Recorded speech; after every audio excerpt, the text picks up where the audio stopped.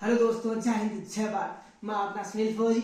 मैंने कई बार ने कमेंट किया था कि सर टीए की भर्ती आएगी कि नहीं आएगी तो कब से इसके फॉर्म शुरू हो रहे हैं, कब इसका नोटिफिकेशन आएगा, और नोटिफिकेशन आने से बाद अपन की सारी प्रोसेस है उसको क्लियर करते हुए यदि इसमें सिलेक्शन हो जाता है तो किस प्रकार से अपनी है वो किस प्रकार से अपनी नौकरी करनी होती है, अपने कितने समय के लिए अपने नौकरी मिलती है। तो इसी वीडियो में आपका मैं सारा डाउट है वो क्लियर कर दूंगा। चलो वीडियो शुरू करने से पहले एक दो लाइन पढ़ते हैं कि जो पानी से नहाता है वो लिबास बदलता है, कि जो पानी से नहाता है वो लिबास बदलता है, जो पसीने से नहाता है वो इतिहास बदलता है। ये जो अपनी दो लाइनें एकदम सत्य है। चलो इसी के साथ जय हिंद जय भारत और अपना वीडियो स्टार्ट करते हैं।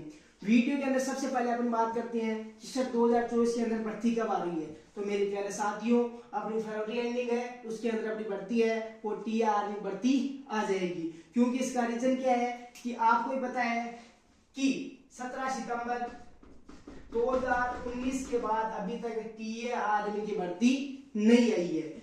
जो पहली आई थी भर्ती वो 17 सितंबर 2019 के अंदर आई थी और उसमें मेरे साथ वाले कई भाई वो सिलेक्शन भी पाया था। लेकिन अब 17 सितंबर 2019 के बाद अभी तक टीए आर्मी भर्ती नहीं आई है। तो 2024 के फरवरी के एंडिंग में 100% चांस और 100% अपनी टीए आर्मी भर्ती आएगी।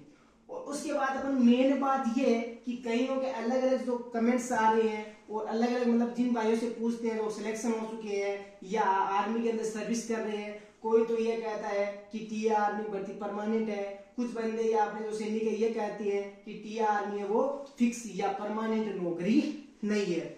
तो मेरे प्यारे भाइयों, यह आपको मैं स्पष्ट कह रहा हूँ 100% एकदम मैं प्रभुता के साथ और सबूत के साथ कहता हूं कि जो टीए आर्मी भर्ती है अब है वो सरकार के नियमों के अकॉर्डिंग है, उसको परमानेंट कर दिया गया है। जो भाई टीए आर्मी के अंदर सिलेक्शन हो जाता है उसको परमानेंट नौकरी मिलेगी।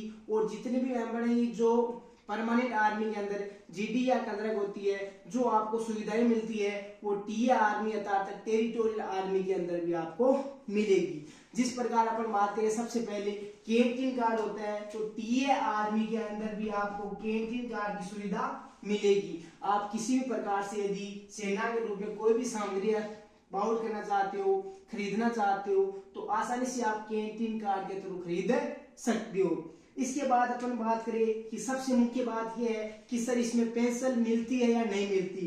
तो मेरे प्यारे भाइयों, यदि आपकी सर्विस 10 साल हो जाती है तो आपको टीए आर्मी के अंदर पेंशन भी मिलेगी। और उसके बाद अपन बात करें कि यह परमानेंट नौकरी कितने समय के लिए मिलती है, तो इसे मैंने पहले बता दिया है कि यह अपनी भर्ती है अब है जो परमानेंट कर दी गई है।